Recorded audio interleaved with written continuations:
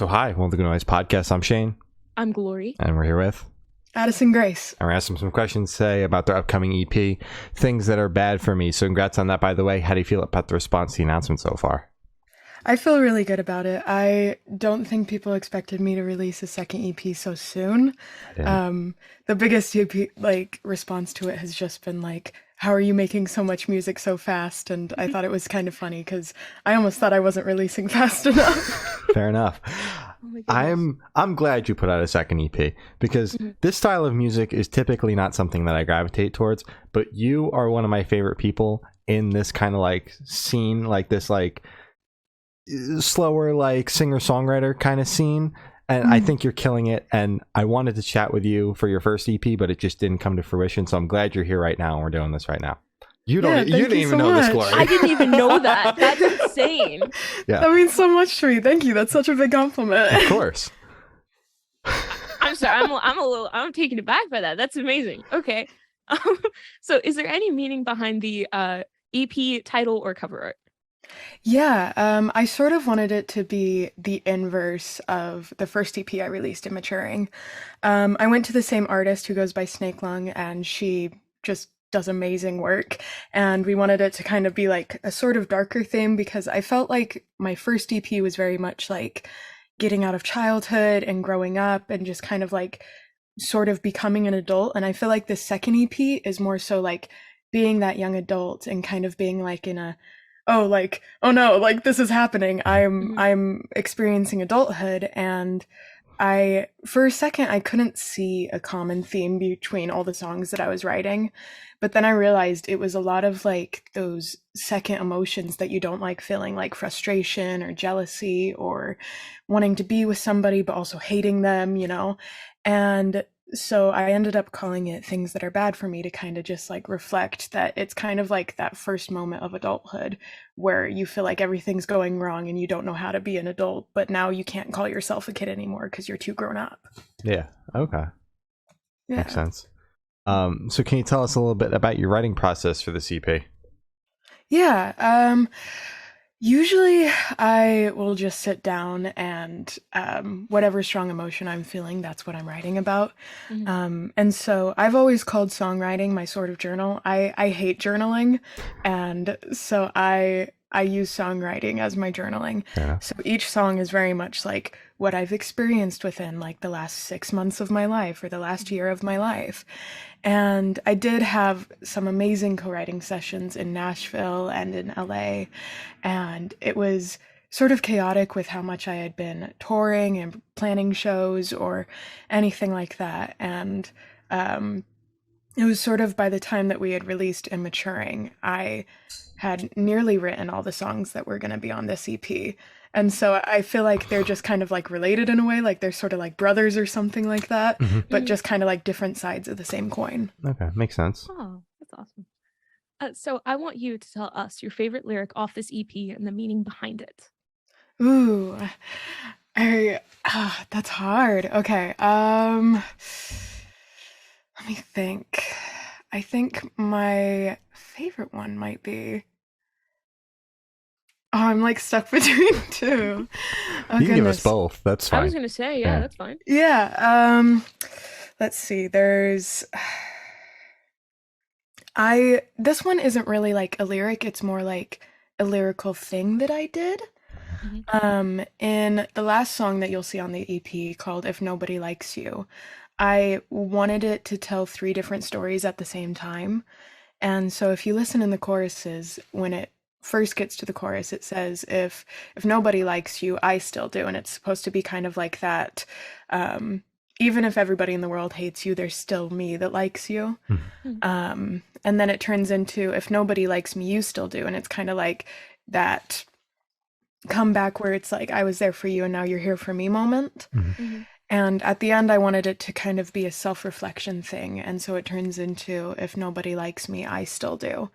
And I really like it. I kind of like told that story, and you'll hear at the end of the song that my mom actually features on the song. Oh, nice. And she leaves like this little message at the end of the song. And whenever I describe the song, I kind of say that it's supposed to be like a message to my audience, to myself, and to my younger self.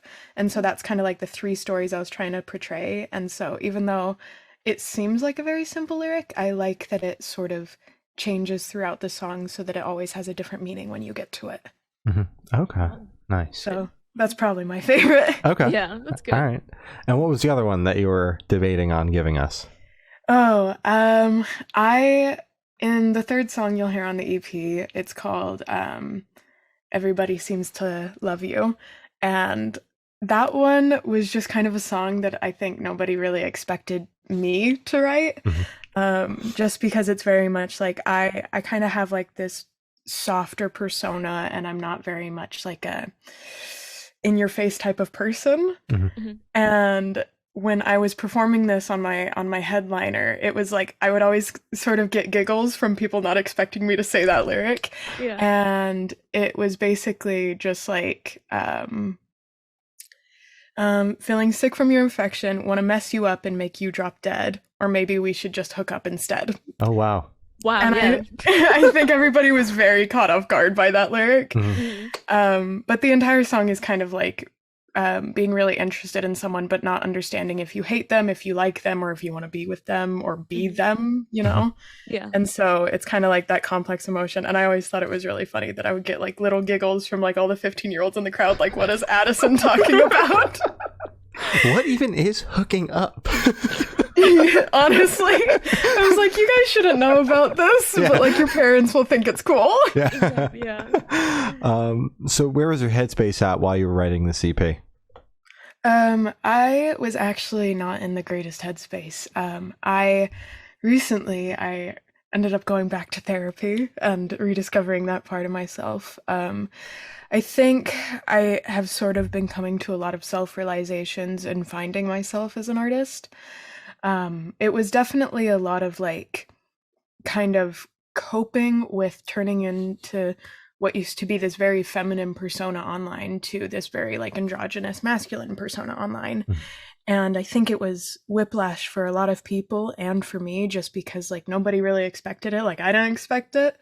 But I think the comfort of being able to like have my dream job and being able to have a safe space and good management and good people around me allowed me to sort of finally self-discover and not be this kind of people pleaser that I had always been my entire life.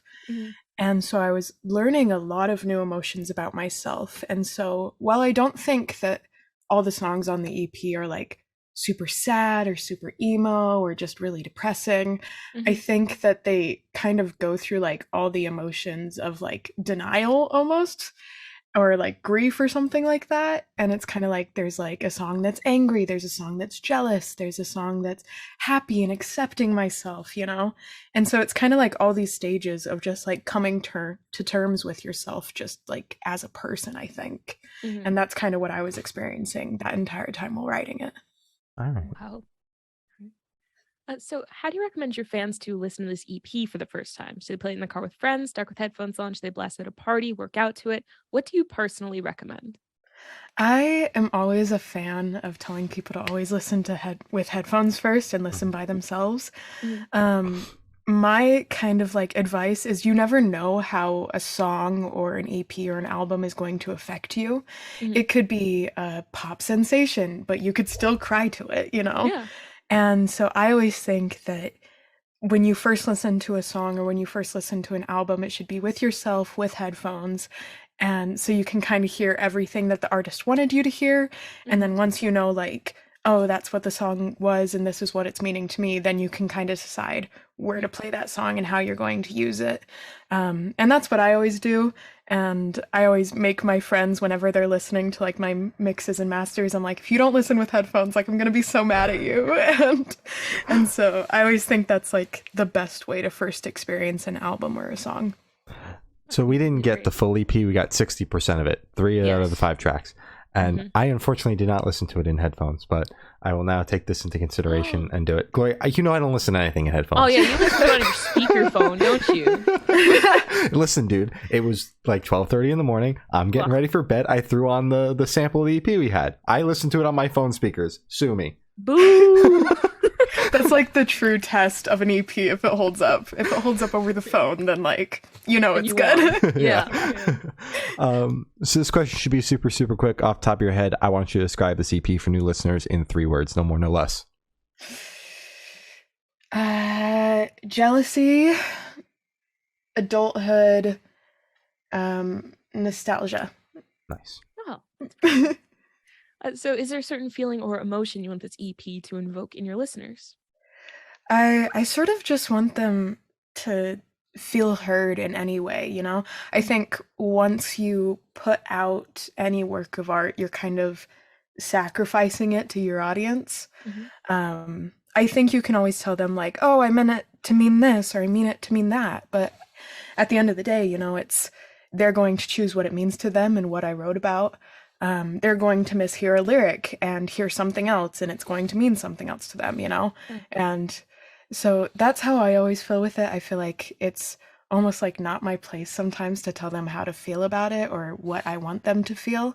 Like even with the first release, Pretty Girl, like it's obviously about like my trans experience and loving somebody who isn't attracted to men, but like loved me when I identified as a woman. And that's what that entire song is about. But there could also be like a teen girl out there that just feels like people only ever see her as pretty and no one will ever love who she is as a person. And it's not my place to tell her that she can't feel to it that way or that she's supposed to realize it's a trans song. At the end of the day, I think everyone should just take it how they want to. And like, if they want a nudge, I'll give them a nudge if they don't understand what the song means. But I want them to tell me what it means, Fair enough. Yeah. Yeah. That makes sense. So what is your favorite memory that you made while creating this EP?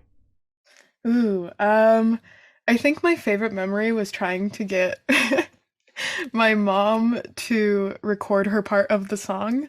I just had her record it like on my iPhone, but I wanted to get like a few takes of her talking and I wanted it to seem really authentic, and it was so funny because she was so excited about it and was like, I'm gonna be on an official song, and was like telling my sister and like telling my stepdad and everything. It was like, I'm gonna be so cool. And it was just so pure and innocent. But then like during the recording process, I kept being like, okay, mom, like you have to not smack your lips so much. Okay, like you have to go from a distance. Okay, like do it with this emotion. Like you know what happens when you're recording with a producer. Yeah. And the entire time she was just like, Addison, this is a lot of information. Like I don't know. And I was like, Mom, this is like what I do for a living. Exactly. Yeah. I'm like, do you realize like this is my job? And she was just like, wow, like this is a lot. Like I don't know how you do this. Yeah. And when it came together, I finally showed her, and she like, it was so funny because she listened to it like at the same volume, and then at the very end when like her part came up, she like turned up the song and was like, wow, this is amazing. And I was This is like, the best part. Yeah, it was just like the most heartwarming like I love my mom moment, Yeah. So now she finally knows what you're going through on a day-to-day basis. Yeah. Oh, yeah, it was very much like a bonding moment, and I was just like, maybe, like I'm cut out for this for a reason, Yeah. But she really loved it and had fun, even though I was like being like a little producer to her. Yeah. Yeah. So obviously, like, we know you make music, you're an artist first, but when we have people on the podcast that like are really killing it on TikTok and Instagram and all this shit, I always like to ask kind of like, how do you balance all that shit, like being online and like also keeping yourself sane, I don't think I keep myself sane at all. I think I'm probably like just a little bit crazy all the time. I think honestly it's always like the people around me. I live with my two best friends. Like one of them's from high school, the other one I've known for 17 years. We have like matching tattoos together. Aww. And like they just kind of work like those typical jobs. One of them does streaming a little bit, but it's really funny because I'll just like wake up in the morning and I'll have made a bunch of content and they're like, did you eat? Like, have you eaten? Yeah. And I'm just like, yeah, and they're like, what have you eaten? I'm like, I had some Pringles. Like, And so it's very nice because it's like they almost keep me in check Mhm. and they know that I can get like so passionate about making something or producing something or just any creative part of my life. And so they always kind of have to like sit me down and be like, we're gonna watch an anime and you're gonna Mhm. rest and Mhm. you're gonna be like, you're gonna eat your dinner. And it's almost like they're raising like an adult child Yeah. Yeah. sometimes. But like I'm grateful for them each time that they do that.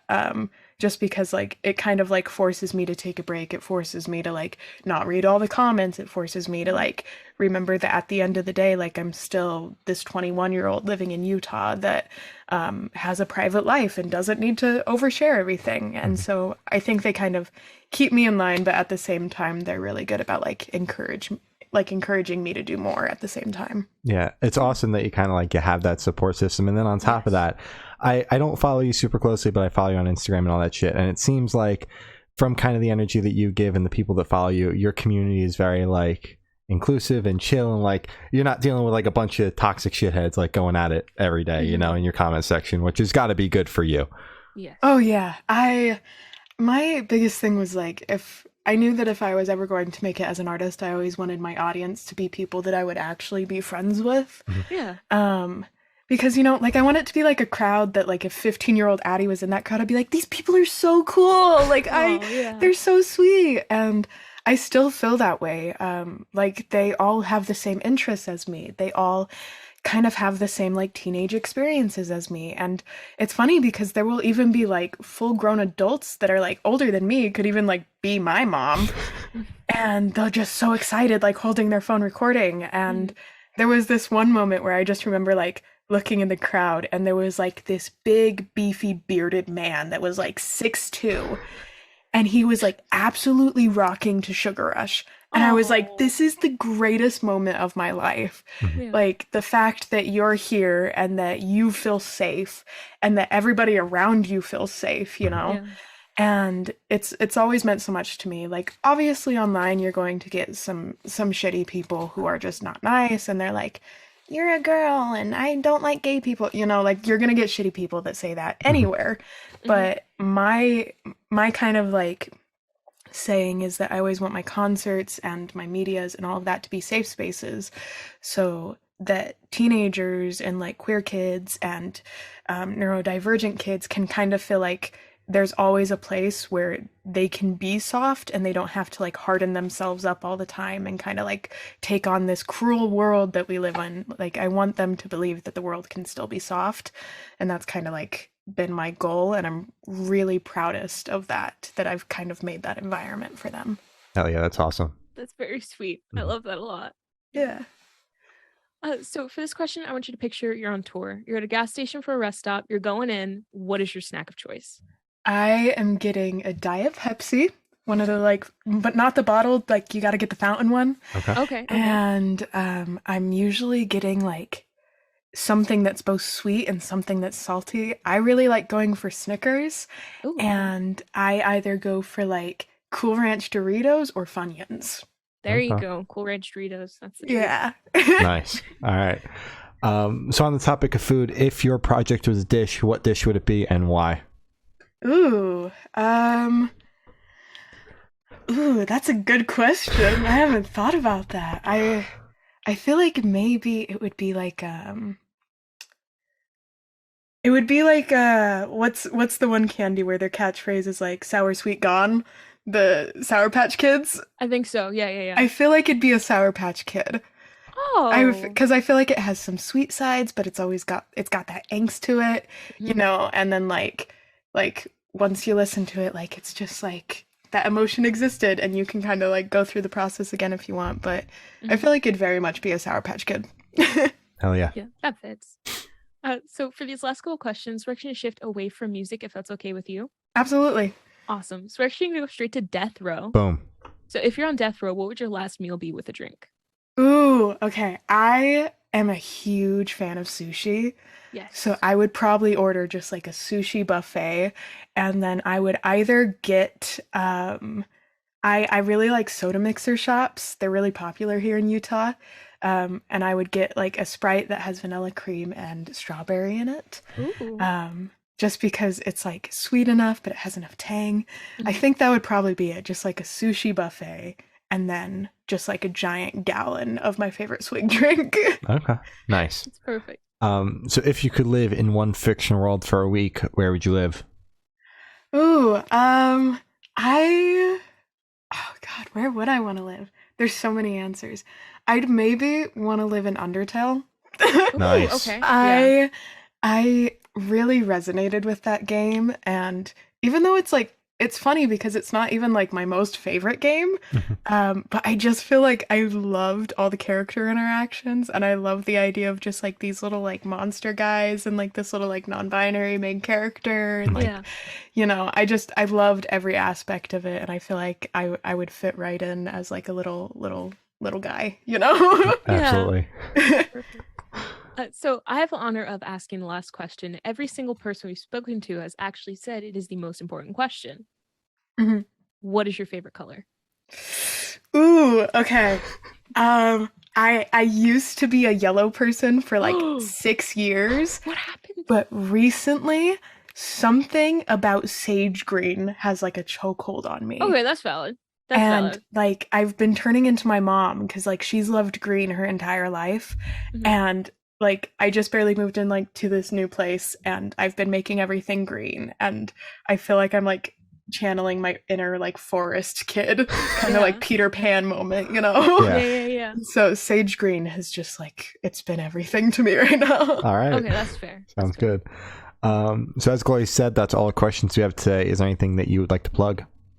I guess just like check out my new EP, November 11th, Things That Are Bad for Me.